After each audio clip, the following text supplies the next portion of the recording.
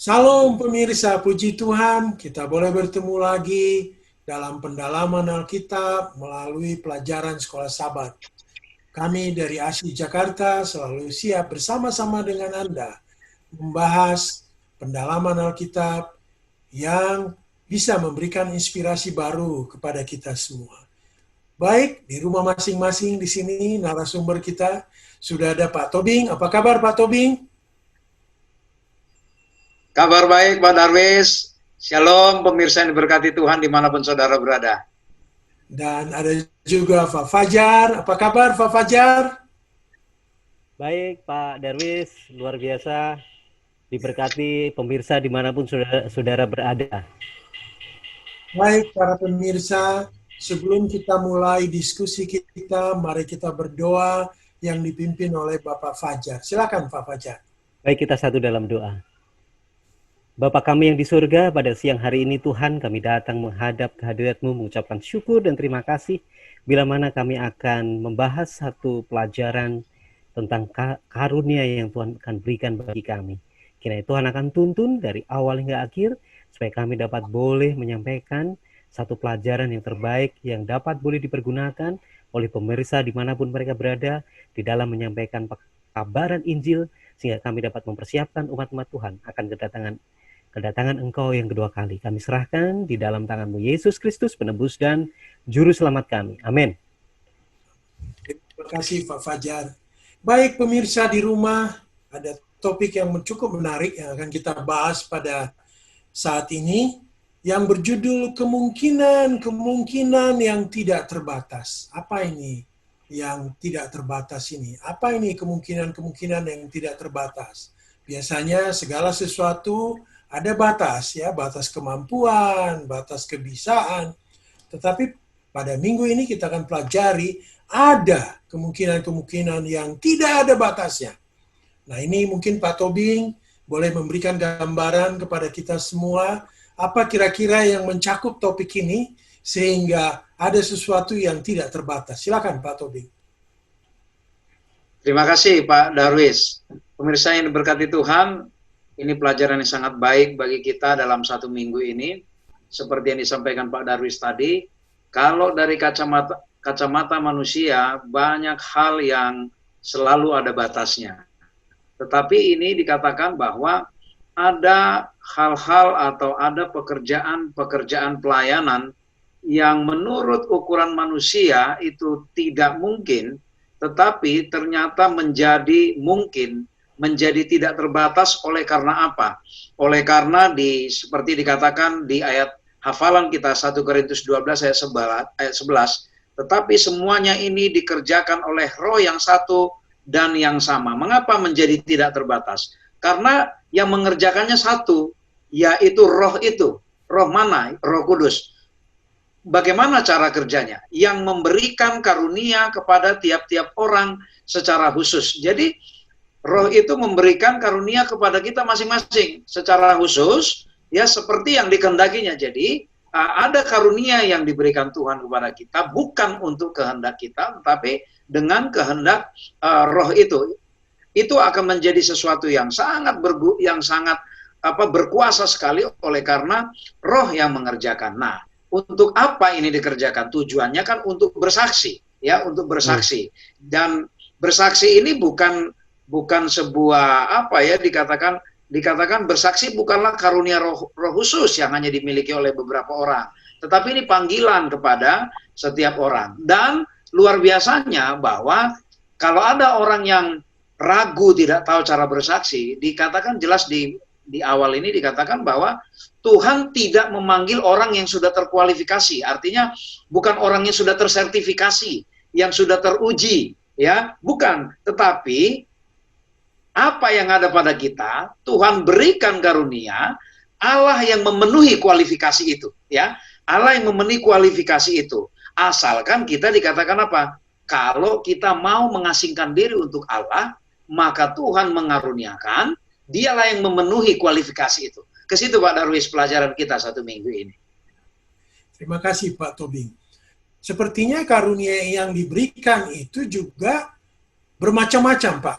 Beragam-ragam dalam satu pelayanan. Mungkin Pak Tobing bisa berikan contoh bagaimana ragam daripada karunia ini, bagaimana orang bisa mendapatkannya, kenapa sampai beragam-ragam. Mungkin Pak Tobing bisa jelaskan kepada kita. Silakan Pak Tobing. Terima kasih Pak Darwis. Jadi kita melihat ya bahwa Tuhan ini memang maha sempurna cara kerjanya. Ada banyak jenis karunia ya yang masing-masing jenisnya itu punya tujuan tersendiri. Dan kelihatannya tidak ada dititipkan, semua karunia itu dititipkan kepada satu orang Pak Darwis. Ya, tidak ada. Tetapi diberikan, dikaruniakan kepada orang yang berbeda-beda. Dan orang yang berbeda-beda ini tadinya kita pikir ini nggak mungkin dia bisa mengerjakan itu. Karena apa? Dia punya banyak kelemahan. Contoh, misalnya Matius. Ya, Matius si pemungut cukai itu, ya si pemungut cukai itu Tuhan berikan karunia khusus. Petrus yang impulsif, yang sering bicara tanpa dipikir, bertindak cepat itu ya, orangnya antusias, diberikan karunia khusus juga. Yohanes yang walaupun sepertinya orangnya to the point, bicaranya belak-belakan, tapi sebenarnya di balik to the point-nya itu dia punya hati yang lembut. Andreas kelebihannya dia ini orang yang sering menjalin silaturahmi dengan orang lain. Dia nggak punya keterampilan yang lain-lain, misalnya jago khotbah atau lain-lain enggak, tapi dia senang menjalin silaturahmi. Kita lihat di pelajaran sebelumnya pada waktu Yesus memberi makan 5.000 orang, siapa yang menemukan anak kecil yang membawa ikan dan roti itu? Kan si Andreas, karena dia senang berkomunikasi dengan orang. Thomas yang peragu itu ya, itu pun digunakan Tuhan, peragunya itu digunakan Tuhan untuk agar dia terbiasa memastikan. Nah, jadi kalau dikatakan karunia itu beragam mengapa? Karena memang orang yang mau dijangkau juga beragam, ya kan? Lalu tujuannya beragam, dan Tuhan ingin menitipkan itu atau mengaruniakan itu kepada orang per orang secara khusus, tidak sekaligus kepada satu orang, supaya apa? Tidak ada alasan bagi setiap orang untuk menyombongkan Pak Darwis, tapi supaya saling melengkapi. Yang pintar mengajar, dia butuh orang yang pintar menjalin silaturahmi, menjalin hubungan. Ada orang yang juga butuh orang yang bisa berkomunikasi dengan baik. Ada orang yang butuh yang tidak detail seperti Petrus, orang yang cepat bertindak. Dia butuh seperti Lukas yang orangnya sangat detail. Saya kira seperti itu supaya tujuannya ini saling melengkapi Pak Darwis. Jadi sepertinya Pak Tobing, walaupun karunia kita sekecil apapun, dan digabung bersama-sama di dalam satu jemaat, di satu kumpulan, menjadi suatu kekuatan yang luar biasa Pak Tobing. Ya. Luar biasa, betul. Iya, jadi jangan kita, wah saya punya hanya kecil ini, yang lain besar, saya diam-diam aja. Tapi kita juga harus manfaatkan karunia apapun yang kita miliki dalam pelayanan. Kita bersatu padu dalam pelayanan. Mungkin Pak Fajar ini, sumber dari karunia yang baik itu siapa sih? Dari mana kita dapatkan itu? Mungkin Pak Fajar bisa berikan penjelasan kepada kita sehingga kita paham dari mana ini karunia ini. Silakan Pak. Baik, terima kasih Pak Darwis. Tentunya kita sudah tahu semuanya, Allah sendirilah yang menjadi pemberi karunia yang baik. Kita coba baca dalam 1 Korintus 12 ayat 11 dan 1 Korintus 12 ayat 18. 1 Korintus 12 ayat 11 tadi sudah disampaikan juga oleh Saudara Elvin, tetapi semuanya itu dikerjakan oleh Roh yang satu dan yang sama, yang memberikan karunia kepada tiap-tiap orang secara khusus seperti yang dikehendaki. Berarti sumbernya adalah roh yang sama, yang satu. Roh yang satu, yang sama. Kemudian beralih ke ayat ke-18. Tetapi Allah telah memberikan kepada anggota masing-masing secara khusus suatu tempat pada tubuh seperti yang dikehendakinya. Artinya roh yang sama yang berasal dari Allah itu sendiri yang memberikan karunia secara khusus kepada masing-masing kita. Nah sekarang apa gunanya? Tadi sebetulnya sudah cukup runut ya dijelaskan oleh Saudara Elvin. Gunanya bagi kita sebetulnya untuk bersaksi, untuk apa? Untuk menyampaikan pekabaran Injil ini dengan karunia yang kita miliki. Jadi setiap Allah tentunya adalah pencetus semua karunia, dan setiap karunia itu sempurna yang datangnya daripada Allah sendiri. Dengan demikian kita dapat yakin bahwa Allah lah yang memberikan kepada kita sebuah Rohul Kudus yang paling cocok, disesuaikan dengan kepribadian kita, dan dia akan menggunakan keterampilan, skill kita untuk melayani tujuannya dan memuliakan namanya. Ada dua sebetulnya ya, pada waktu Roh Kudus atau karunia ini diberikan oleh Allah kepada kita, kemudian itu ada di dalam diri kita sesuai dengan kepribadian kita, sehingga kita bisa menggunakan keahlian kita, skill kita untuk dua tujuan. Satu, yang pertama itu adalah untuk melayani gereja. Untuk melayani gereja artinya memelihara jiwa-jiwa yang sudah dibaptiskan, mereka yang sudah menerima Yesus. Dengan keterampilan, karunia yang diberikan oleh Tuhan, kita bisa memelihara, melayani gereja. Yang kedua, bersaksi kepada dunia. Artinya menjangkau keluar kepada orang-orang yang belum mengenal kebenaran, maupun yang belum mengenal pekabaran tentang juru selamat kita, yaitu Yesus. Yaitu dengan keahlian, keterampilan yang kita miliki, kemudian diberikan oleh Tuhan satu karunia yang disesuaikan dengan kepribadian kita, itu akan menjadi satu alat yang bagus untuk menjangkau mereka, sehingga pada akhirnya mereka boleh menerima akan pekabaran Tuhan. Nah, saya senang sekali ada satu pengalaman dari salah satu tokoh di dalam Alkitab, yaitu tentang Tabita ini ya. Tabita ini adalah seorang perempuan, dia hanya menjahit pakaian gitu ya. Tapi dengan keterampilan yang dia miliki, yang hanya mungkin sedikit ya, barangkali mungkin nggak ada gunanya itu. Kadang-kadang kan kita juga merasa kecil, kita tidak memiliki satu kemampuan apa-apa. Tapi pada waktu kemampuan yang kita miliki apa adanya, keterampilan, skill kita serahkan kepada Tuhan, Tuhan akan sempurnakan ini menjadi satu alat yang bisa dipergunakan untuk menjangkau mereka.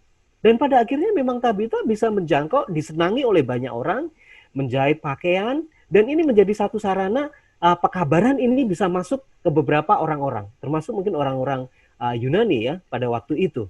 Nah, apa sih pesan yang bisa kita dapatkan dari pelajaran ini? Jangan pernah kita meremehkan bentuk fisik, kemudian meremehkan intelektual kita, atau spiritual kita yang kecil sekalipun. Tuhan akan bisa ubahkan itu menjadi satu alat yang besar yang bisa untuk menjangkau jiwa-jiwa yang baru. Demikian Pak Darwis. Terima kasih Pak Fajar.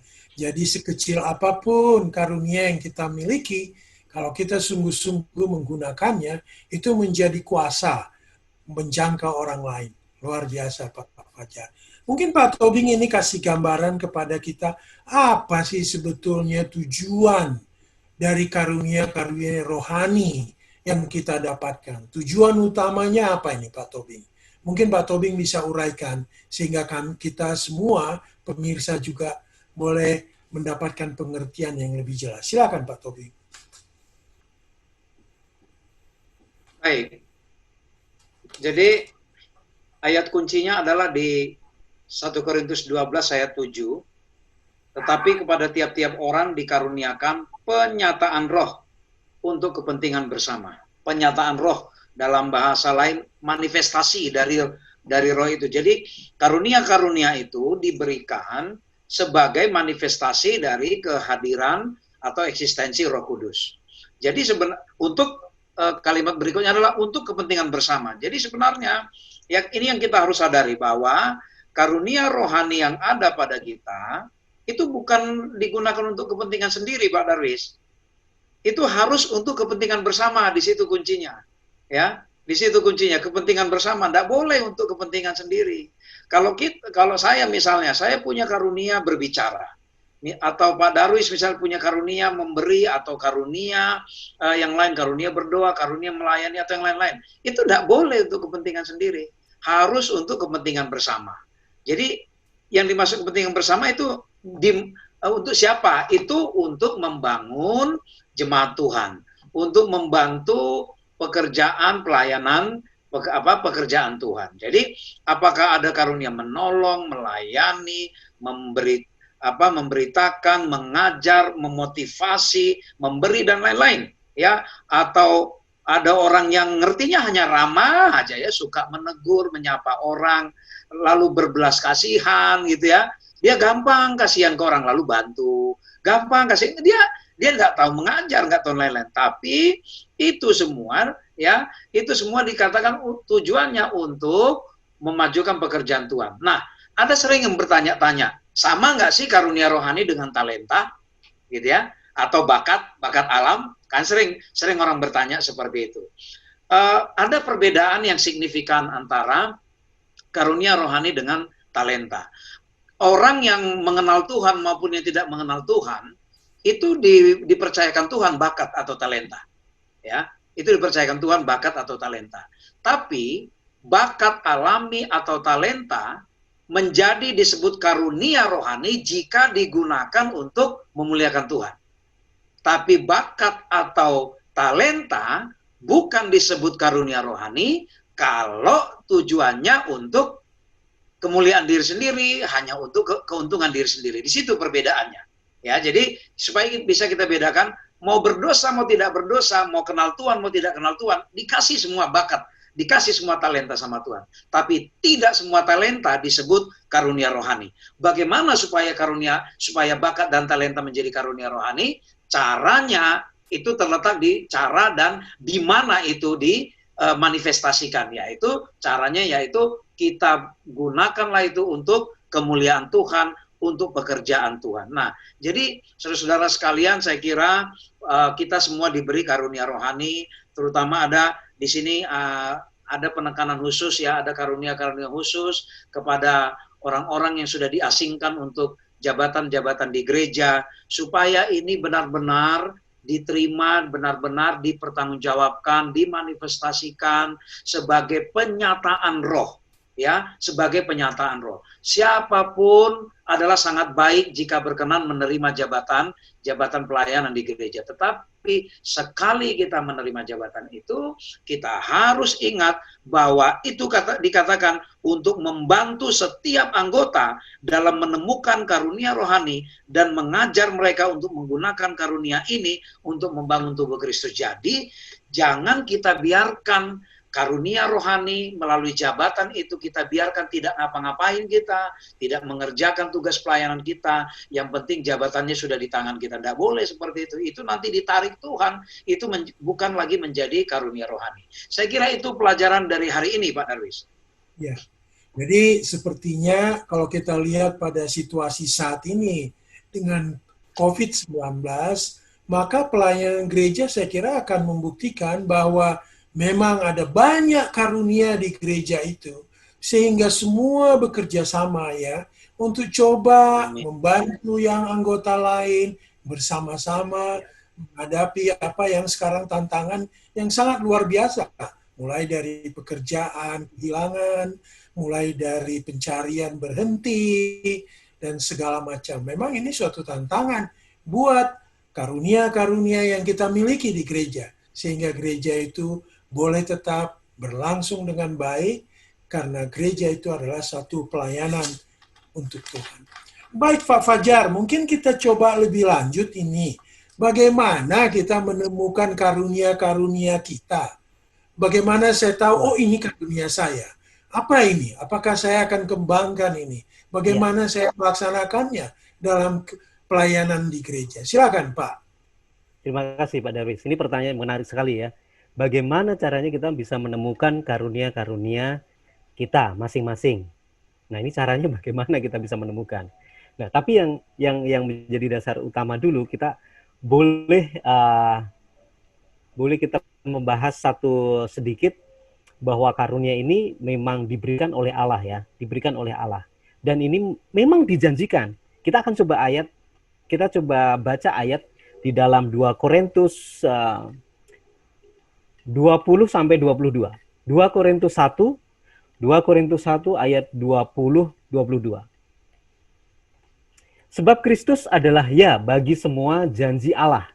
Itulah sebabnya oleh Dia kita mengatakan amin untuk memuliakan Allah.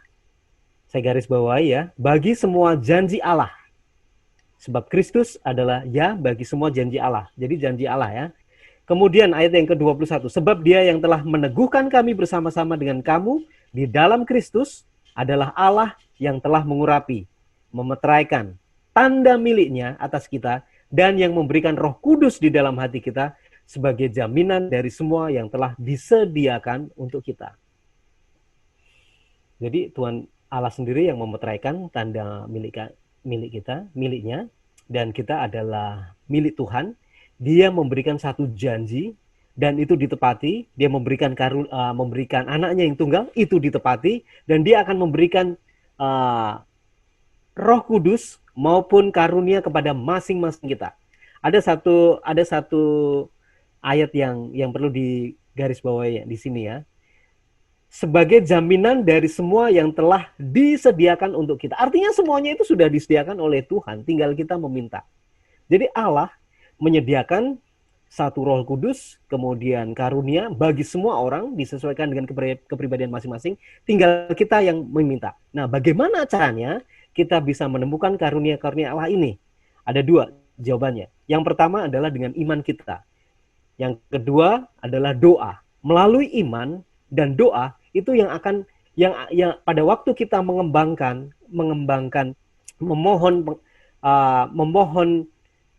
kepada Tuhan dengan meditasi, dengan berdoa secara sungguh-sungguh, Tuhan akan memberikan satu pencerahan yang ada di dalam diri kita.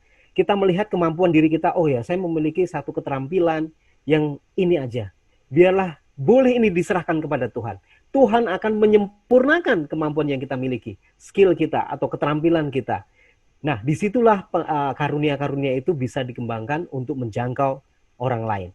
Saya pikir itu dulu, Pak Darwis. Jadi terima kasih Pak Fajar. Tadi kita sudah coba mengerti bagaimana kita cara menemukan karunia-karunia itu. Sekarang kita ingin tahu setelah kita temukan dengan iman dan doa yang sungguh-sungguh, maka bagaimana kita mengembangkannya Pak Fajar? Sehingga apa yang kita dapatkan ini kita bisa buat melayani dengan optimum, dengan maksimum. Karena kita kembangkan apa yang kita miliki. Silakan Pak Fajar. Baik, terima kasih Pak Darwis. Kalau tadi caranya untuk menemukan, nah sekarang bagaimana kita mengembangkan karunia-karunia yang kita miliki? Ini pertanyaan yang bagus ya. Pada waktu kita sudah mengetahui bahwa janji Tuhan sudah menyediakan satu karunia bagi kita, kemudian kita sudah menemukan melalui doa dan iman percaya, tinggal kita bagaimana kita mengembangkan. Ada satu perumpamaan Tuhan Yesus, yaitu di mana masing-masing diberikan ada 1 talenta, ada 5 talenta, dan yang ada 2 talenta.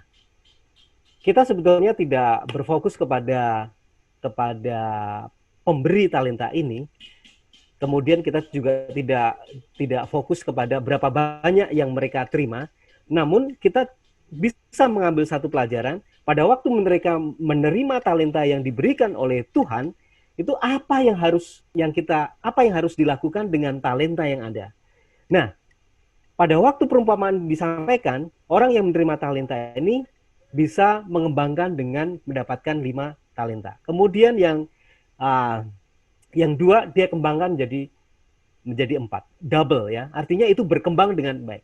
Namun ada satu orang yang mendapatkan 1 talenta. Dia tidak kembangkan, tapi dia hanya disimpan. Dan pada waktu tuannya datang, dia sampaikan, waduh, penuh dengan sukacita bahwa yang 5, wah, saya sudah bisa mengembangkan talenta yang engkau yang sudah berikan bagi kami. Diberikan 5 menjadi 10, diberikan 2 menjadi 4, sementara yang 1 yang diberikan tidak berkembang. Nah, kalau pelajaran yang bisa kita ambil dari sini menyatakan bahwa pada waktu Tuhan itu sudah memberikan talenta kepada kita, setidaknya kita bisa mengembangkan itu untuk kemuliaan bagi nama Tuhan, menjadi double, menjadi berbuah, menjadi ada satu hasil yang bisa kita banggakan kepada Tuhan. Bisa menjadi satu hasil yang bisa kita banggakan kepada Tuhan. Ada satu kutipan yang sangat menarik di sini ya. Hamba yang tidak setia, yang menyia-nyiakan kesempatannya untuk melayani dan akhirnya kehilangan kemampuan untuk melayani. Hamba yang tadi yang menerima 1 talenta, dia tidak gunakan talenta yang diberikan oleh dia. Dia menyia-nyiakan kesempatan ini. Dan pada akhirnya, dia harus dicabut. Dia kehilangan satu kesempatan untuk melayani dan kehilangan untuk kemampuan untuk melayani satu sama lain. Nah, begitu juga dengan kita. Pada waktu kita mengetahui bahwa kita memiliki satu keterampilan, skill yang bisa kita pergunakan untuk menjangkau orang lain, untuk melayani gereja. Pada waktu kita hanya berdiam diri, itu Tuhan bisa akan ambil dan angkat diberikan kepada orang lain loh. Saya senang sekali tadi Saudara Elvin memiliki 1 talenta berbicara, mengajar. Dan saya senang sekali, saya juga ikut jadi semangat pada waktu diajak untuk pelayanan, ada Good News Ministry TV. Ayo, mungkin bisa 1 hari, kalau saya lihat Saudara Elvin mungkin 1 hari bisa 2 kali online. 1 hari, 1 minggu mungkin bisa 5 kali online, di mana-mana. Ini talenta-talenta yang diberikan oleh Tuhan. Kalau kita tidak pergunakan ini untuk menjangkau orang lain, menyampaikan pekabaran, itu akan dicabut ya. Pak Darwis memiliki karunia untuk memberi, orang lain jadi bersemangat untuk bersukacita, membuat satu perkumpulan. Ini adalah hasil dari pengembangan dari talenta itu yang diberikan oleh Tuhan. Saya pikir itu aja dulu Pak Darwis. Terima kasih Pak Fajar. Jadi apapun talenta kita, sekecil apapun, harus kita manfaatkan, harus kita gunakan agar itu menjadi suatu talenta yang berkembang dan boleh melayani dengan baik. Mungkin Pak Tobing bisa memberikan kesimpulan apa sih yang kita diskusikan kali ini, sehingga ini memberikan inspirasi baru kepada pemirsa kita yang mendengar, memberikan gambaran yang baru. Silakan Pak Tobing. Terima kasih Pak Darwis. Pemirsa yang diberkati Tuhan, tibalah kita kepada penutup pelajaran kita minggu ini. Ada 2 kalimat yang menjadi kunci yang saya mau sampaikan kepada kita. Pertama, mengatakan seperti ini. Roh Kudus membagikan karunia Allah kepada setiap orang sesuai dengan kehendaknya. Jadi, Roh Kudus dipastikan sudah membagi-bagikan kepada kita sesuai dengan kehendak Roh Kudus. Tapi kehendak Roh Kudus itu ada parameternya, alat ukurnya. Dikatakan begini, Roh Kudus mengetahui karunia apa yang akan dibagikan kepada setiap orang percaya agar dapat memuliakan Yesus dalam kehidupan mereka. Jadi karunia yang diberikan kepada kita masing-masing itu berbeda-beda Tuhan berikan melalui pemberian dari Roh Kudus. Itu karena Roh Kudus sudah menimbang, sudah mengetahui karunia apa yang kita butuhkan. Tuhan sudah melihat apa yang saya butuhkan. Tuhan melihat apa yang pemirsa butuhkan di dalam pelayanan pemirsa di manapun berada. Tuhan melihat karunia apa yang dibutuhkan Saudara Fajar di dalam kehidupannya agar itu menjadi kemuliaan bagi Yesus. Tuhan juga melihat apa yang paling cocok untuk Pak Darwis juga. Nah, yang pasti tadi dikatakan Roh Kudus membagi sesuai dengan kehendaknya. Artinya sama seperti perumpamaan yang sudah diterangkan Saudara Fajar tadi itu. Bukan masalah jumlahnya, kenapa ada yang 1, ada 2, ada yang 5. Bukan, tetapi Roh Kudus menginginkan kita bisa mempertanggungjawabkan itu berapapun yang sudah diberikan kepada kita. Saudara sekalian, mari kita jangan menunda, kosongkan hati kita, kita berdoa, kita beriman bahwa sesederhana apapun kita menurut kacamata kita, ketika kita mengosongkan hati dan memiliki iman, Roh Kudus akan memberikan kepercayaan kepada kita melalui karunia yang paling kita butuhkan menurut ukuran dari Roh Kudus. Jadi kuncinya itu, mari kita serahkan, dan bagi kita yang sudah menyadari kita punya karunia rohani, mari segera itu selalu kita gunakan untuk kemuliaan Tuhan. Dan ingat selalu tadi 1 Korintus 12 ayat 7, untuk kepentingan bersama. Bukan kemuliaan diri sendiri, tapi selalu kepentingan bersama. Saya kira itu yang boleh saya sampaikan Pak Darwis. Terima kasih Pak Tobing. Demikian pemirsa diskusi kita kali ini. Kami berharap bahwa ada inspirasi baru yang boleh kita dapatkan sehingga pelayanan kita untuk melayani pekerjaan Tuhan semakin meningkat dan semakin baik. Oleh karena kita menggunakan karunia yang kita miliki dan kita dapatkan daripada Tuhan. Baik pemirsa, untuk menutup diskusi kita kali ini, kita minta Bapak Tobing untuk memimpin dalam doa.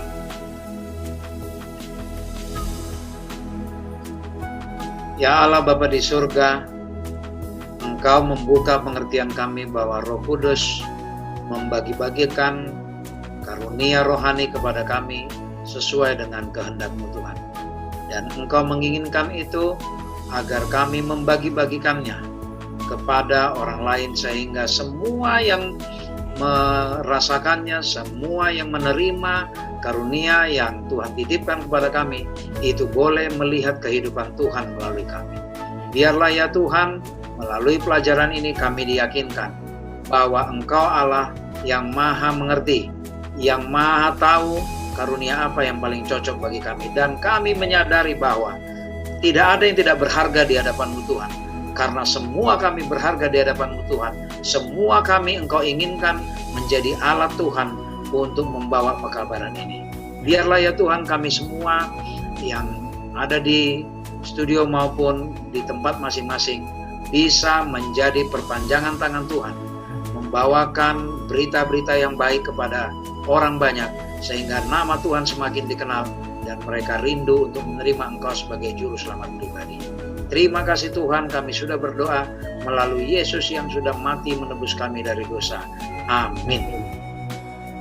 Terima kasih Pak Tobing, terima kasih Pak Fajar, terima kasih pemirsa semua.